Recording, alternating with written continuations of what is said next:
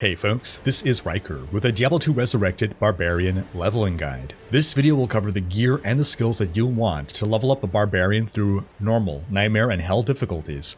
And by the end, you're going to have a level 75 Barbarian ready to move on to an endgame build and endgame farming. This build is brought to you in collaboration with Diablo 2 expert Toioiz, and you can reference his written guide on maxroll.gg, link in the description. This build will start you off as a double mace-wielding Barbarian before you transition into becoming the lead singer of a heavy metal band that shouts enemies to death. So, you've just created your Barbarian. You've run into the Blood Moor, you've killed a few zombies and quill rats, and you have leveled up. Where do you allocate your stat points and your skill points? Well, for your attributes until level 7, put everything into Vitality for more life. For your skill points, put your first point into Bash.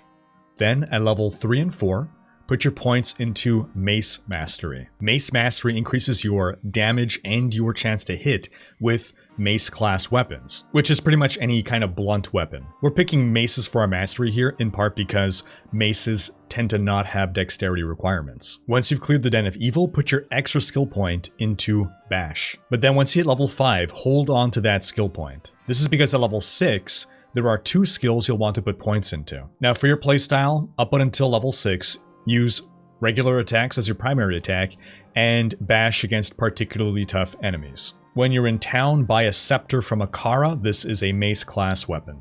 Then once you reach level 6, put 1 point into double swing and your second point that you saved from level 5 into leap. At this point, buy a second scepter at Akara and start dual wielding. Double swing becomes your primary attack, and leap is a mobility skill if ever you need to leap over obstacles or an enemy blocking your path. Once you reach the Black Marsh, find the waypoint and begin farming the Countess. Locate the Forgotten Tower, make your way down to the final level, kill the Countess, pick up her drops, then exit game, remake, go back to the Forgotten Tower, repeat the process until you've collected the following runes.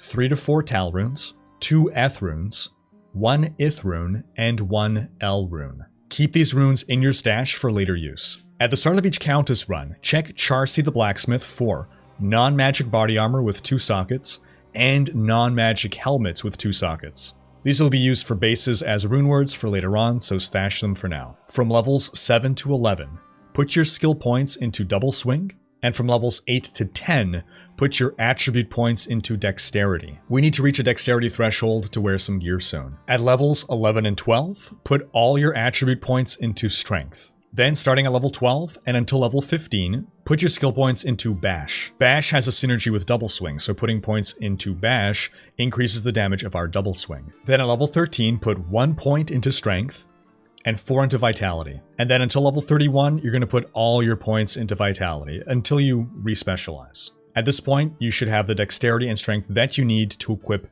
Flails. Also at level 13, if during your Countess runs you happen to get a Neph rune and a Tyr rune, then you can create the Nadir rune word by inserting the Neph and Tyr runes into the 2-socket helm. If you didn't find these runes but you found 2 Ral runes, then insert those instead to get some fire resist. You'll be able to equip this at level 19.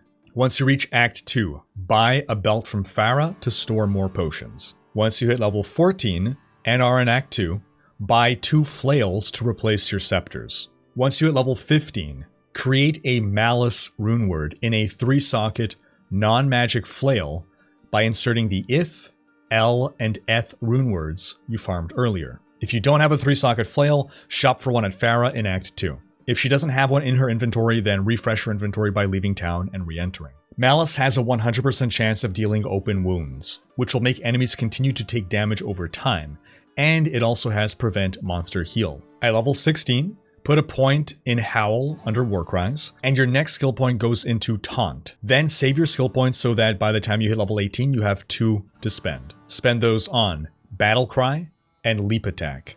Starting at level 16, you can begin equipping Choking Gas Potions. You'll find these either as drops from chests or from poison shrines. Since this build doesn't deal area damage yet, these potions will be our main way of dealing with pockets of monster density. Equip it in your weapon swap, and you can always restore the stack quantity by selling the item to the vendor and then buying it back. Before you use Choking Gas Potions, you can use the weaker Strangling Gas Potions. And you can use these potions and the higher level ones you'll eventually find all the way through level 30. At level 17, create the Stealth rune word in a 2-socket body armor that you can buy from Charcy in Act 1. Insert the Tal and Eth runes in that order into the armor to get a piece of gear that you're going to keep all the way through Hell difficulty. Stealth gives us faster run walk, faster cast rate, faster hit recovery, some mana regen, and more. Also, buy another 3-socket flail and insert 3 Tal runes into it. This isn't a rune word, but 3 Tal runes add a ton of poison damage. This, in combination with your Malice, will be the weapons you use for the foreseeable future, dealing huge amounts of damage over time. Then in combat, use Battle Cry against enemies to lower their defense, then Double Swing to apply open wounds and poison damage. The huge dot you deliver here, the damage over time, should finish off most enemies. Also, now that you have Leap Attack at level 18, you can use this as your mobility skill instead of running. As of patch 2.4, the buffs to Leap Attack makes this faster than running, but it does require mana to use. Once you hit level 19, put another point into Mace Mastery, and at level 20, put a point in Increased Stamina. Once you reach level 20, go to Act 3 and shop for a Staff of Teleportation at Ormus. If you're not yet at Act 3, do it as soon as possible. A Staff of Teleportation contains charges of the Sorceress's skill Teleport, which is the best mobility skill in the game, allowing you to get past physical barriers. Now, you can only use the staff once you hit level 24, but the reason we shop for it before that is because when you are shopping at a quick glance, items that you cannot equip have a red background, so you only need to look at the staves that have a red background. Once you're able to wield it, keep this staff in your weapon swap. Whenever you need to teleport, swap to it. Also at level 20, go to Act 1 and hire a level 19 Fire Rogue from Kashia. Get a 2 to 3 socketed Hunter's Bow and fill it with any Ral runes you have left over. This will give some nice extra fire damage. It could be a bit tricky to keep her alive, but she's going to complement your damage nicely. Then once you reach Travancore in Act 3, and you've completed the creation of Kalim's Will Flail, don't smash the Compelling Orb yet. Once you do, that item goes bye-bye. Instead, replace your Tal Flail with Kalim's Will. This is a powerful mace, but you lose it once you complete the quest. So level up in the Flayer Jungle and Travancore until you hit level 25 before moving on with the quest. At level 21, put a point in Shout in the Warcries tree. It's a prerequisite you'll need for later. And at level 22, put a point into Double Throw as a prerequisite for Frenzy. At level 23, save your skill point, because we want to take 2 skills at level 24. Frenzy and Battle Orders. Start using Frenzy to increase your movement speed and attack speed. But once you've got your Frenzy charges built up, then use Double Swing as your damage dealer, and keep your Battle Orders buff up at all times. By level 25, you'll want to have put another point into each of these 2 skills, Frenzy and Battle Orders. The extra skill points needed for this comes from the Izuel quest in Act 4, which we complete at a much higher level than most other classes. After completing Act 4, you got a bit of a hill to climb. You got to get from level 25 to 29. Since you're a single target build, you have a few places where you're going to farm this over and over, and that's going to be kill Eldritch in the Frigid Highlands. Just take the waypoint, head a little north, you'll run into his little pack. And after you've done the quest to save Anya, you got a red portal near her, and you can go kill Pindleskin. These are 2 very short runs, and they're going to be your best way to level up quickly. Your rogue is going to help out a lot in this regard as well. Now from levels 26 to 28, put your points into Bash. At level 29, save your skill point, so that when you hit level 30, you can allocate 2 points. 1 into Warcry, 1 into Battle Command. You're going to reach level 30 by killing the Ancients. Wait to take on the Ancients in Act 5 for when you're level 29, so that you're going to ding to 30 by killing the Ancients. Because finally now, we can move on to having area damage. You're going to respec at level 31. Go back to Akara in normal Act 1, hit respec to refund all your skill and all your attribute points. Then allocate 13 points into strength, 40 points into dexterity, and the rest of your points into vitality. For your skills in the combat skills tree, put 1 point each into leap, leap attack, concentration, and whirlwind. In the combat masteries tree, put 1 point each into mace mastery, increased speed, and natural resistance. Then in Warcries, put 9 points into Battle Cry, 8 points in Battle Orders, 1 point in Battle Command, and 2 points into Warcry. We are becoming a Singer Barbarian now. We will be shouting enemies to death with Warcry from now on. It deals physical damage in an area, and it stuns enemies as well. And you want to keep up the buffs from Battle Command and Battle Orders at all times.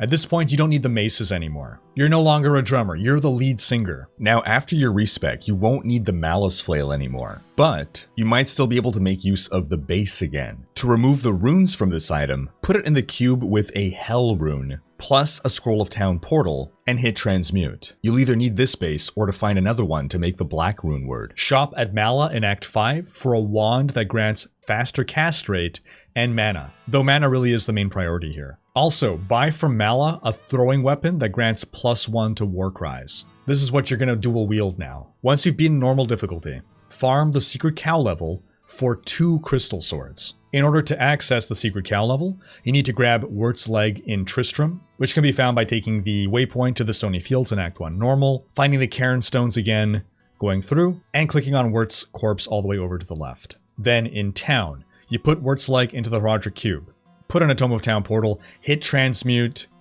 bam, you get yourself a portal to the secret cow level. This is a great place to farm XP and items. And you can repeat this process to farm this level over and over and over as many times as you want to get your crystal swords. You can even kill the Cow King. Unlike older versions of Diablo 2, you will never get locked out of the cow level. Once you have found your 2 non-magic crystal swords, bring one of them to Larzuk in normal Act 5, and use the quest reward to add sockets to it. As long as this crystal sword was taken from the secret cow level and it lacks any magic properties, this will guarantee 4 sockets. If you got this crystal sword from elsewhere, you can get between 3 to 5 sockets, so don't risk it. Only use a sword from the secret cow level. You need precisely 4 sockets to create the spirit rune word, which will be a huge power boost. So once you've got your 2 crystal swords, it's time to move on to Nightmare difficulty. Shop at Charsi and Geed in Nightmare Act 1 for a belt and gloves that grant you resistance, boots with resistance and faster run walk,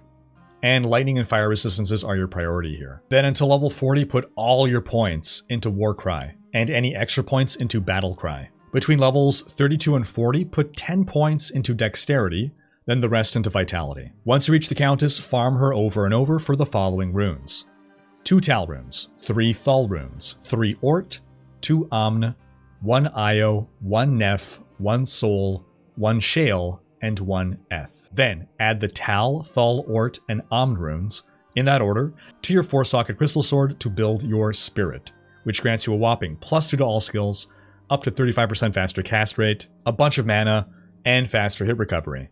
And you can keep using this Spirit all the way to Hell difficulty and beyond.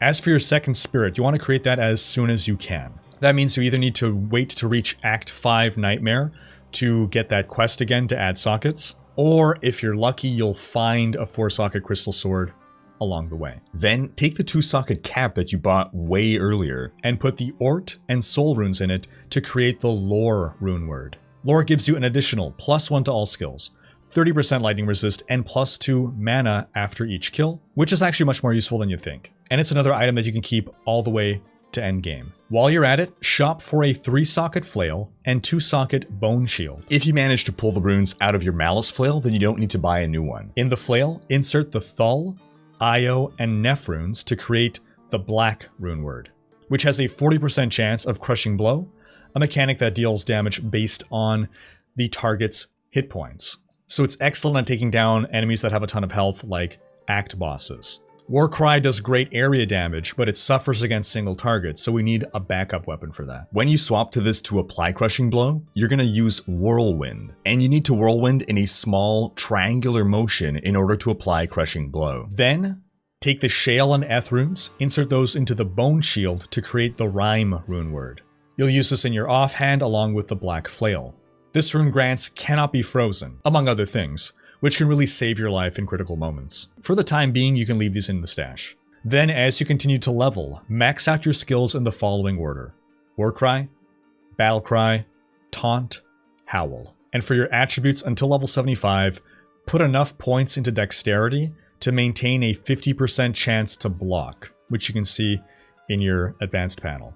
And then put the rest into Vitality. Remember to create your second Spirit as soon as possible, which would be at the latest Quest 1, Act 5. Once you reach level 35, equip the Black Flail and the Rhyme Shield in your weapon swap. Then craft yourself some blood-crafted gloves. You do this by putting in your Horadric Cube magic heavy gloves, a perfect ruby, a Neph rune, and a jewel. These gloves have life stolen per hit and up to 10% chance of crushing blow. These synergize nicely with your black flail, and you'll equip this setup to deal with act bosses. Get them low on health this way, and then finish them off with Warcry. And this setup should get you all the way to level 75. Now before we finish, we'll go over some gear options. If you happen to find these items or you farm them on another character, these could be useful. Before you respec into a Singing Barbarian, if you can get Death's Hand Gloves and Death's Guard Sash, these two set items will give you 30% increased attack speed, plus 15% all resist, and cannot be frozen, which is amazing for a melee build. Alternatively, if you can get Blood Fist Gloves, these are helpful throughout the leveling process, granting plus 40 to life, 10% increased attack speed, and 30% faster hit recovery. Once you've respec'd and transitioned into a Singing Barbarian, you are now a caster build, so different items become more valuable. Mage Fist Gauntlets grant 20% faster cast rate, which lets you shout at enemies with greater tempo. A Skin of the Viper Magi is the best armor you can get. Plus 1 to all skills, 30% faster cast rate, and up to 35% all resist. If you can find a Stone of Jordan ring, this is an amazing option, plus 1 to all skills. For a helmet, Ariat's Face will give you plus 2 to all skills, 30 all resist. Hasuru's Iron Heel is a common drop, gives faster run walk, fire resist. Sanders Rip Wrap is another common drop with a huge amount of faster run walk on it. For amulets, a rare amulet with plus to Barbarian skills or plus to War Cries, very powerful. For unique amulets, the Eye of Etlich has plus 1 to all skills. Mara's has plus 2 to all skills. These are of course amazing choices. And that's going to wrap up this guide. But do be sure to have checked out our Ultimate Beginner's Guide to Diablo 2, and stay tuned for more Diablo 2 guides. Thanks for watching. Special thanks to my Twitch, Patreon, and YouTube supporters for making these videos possible. If you like what you saw on this channel and want to support the creation of more content, you can consider pledging on YouTube or Patreon, and unlocking behind-the-scenes content, monthly virtual hangouts, and more. If you enjoyed this video, please share it. Check out these other videos, and subscribe to join Rhykkers Raiders for more Diablo content.